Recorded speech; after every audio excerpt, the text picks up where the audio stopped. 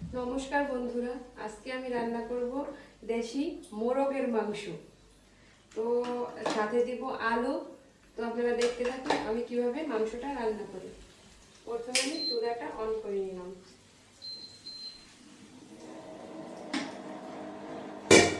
চুলা ধরে ফ্রাই প্যানটা বসিয়ে দিলাম। ফ্রাই প্যানটা গরম হতে থাকে।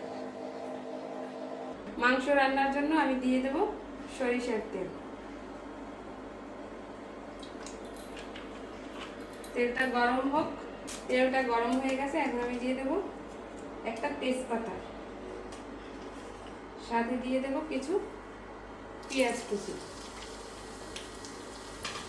পেঁয়াজটা একটু লাল লাল করে ভেজে নেব।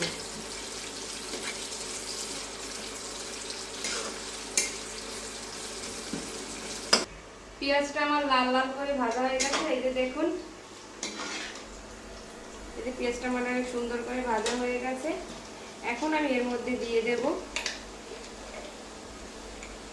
2 টুকরো দারচিনি ও 2টো এলাচ। বেশি মশলা দেব না।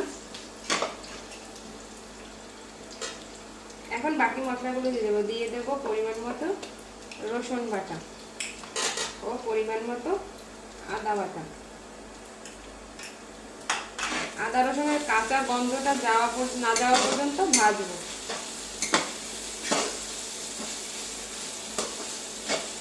আমার আদা রসুনের কাঁচা গন্ধটা চলে গেছে। এখন দিয়ে দেবো জিরা ও ধনিয়া বাটা। জিরা আর ধনিয়া একসাথে বেটে নিয়েছি। এখন মশলাটা কষাবার জন্য দিয়ে দেব অল্প একটু জল।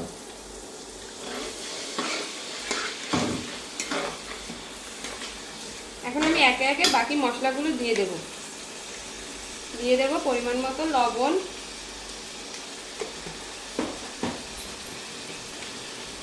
পরিমাণ মতো হলুদের গুঁড়া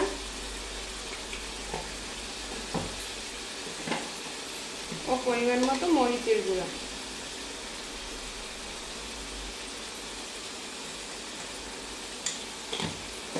এখন একটু নেড়ে চেড়ে মশলাটা কষিয়ে নেব।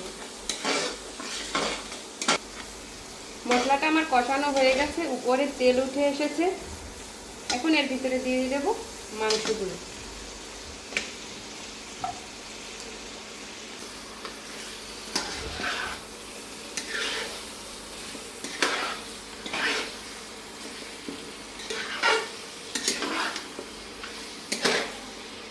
সাথে আলুগুলিও দিয়ে দেব।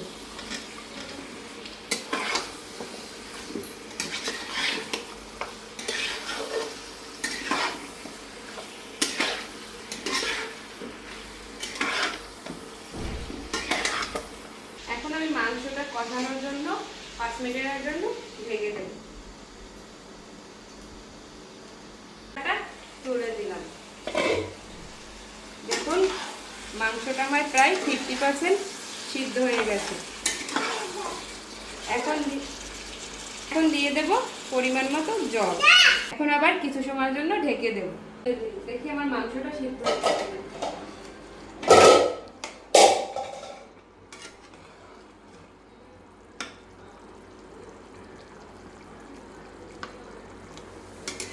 আমার মাংসটা সিদ্ধ হয়ে গেছে। এখন আরো 5 মিনিটের জন্য মাংসটা রান্না করে নেব, ঝোলটা টানানোর জন্য।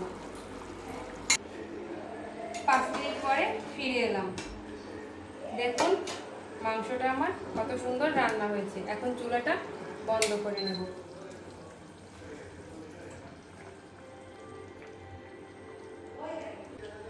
আমার এই মাংস রান্নাটি যদি আপনাদের ভালো লাগে থাকে, লাইক করবেন, কমেন্ট করবেন, শেয়ার করবেন, সাবস্ক্রাইব করবেন এবং সবসময় আমার পাশে থাকবেন। সবাইকে আবারও ধন্যবাদ।